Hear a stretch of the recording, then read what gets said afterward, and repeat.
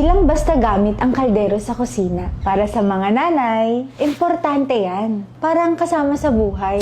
Sa bawat lutong ginagawa, andun ang pagmamahal para sa buong pamilya.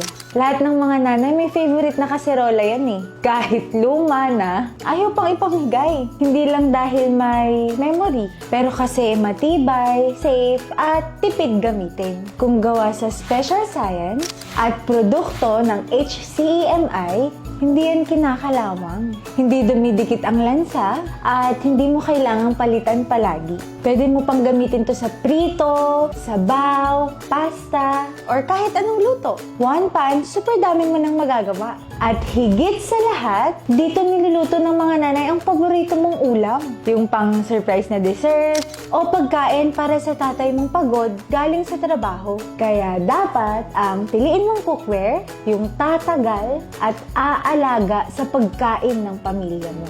Sa iba, kaldero lang yan. Pero sa mga nanay katulad ko, yan ang kasama niya sa bawat kwento ng pamilya. Kaya sa pagpili ng lutuan, huwag basta-basta. Dapat may puso. HMI Salad Master!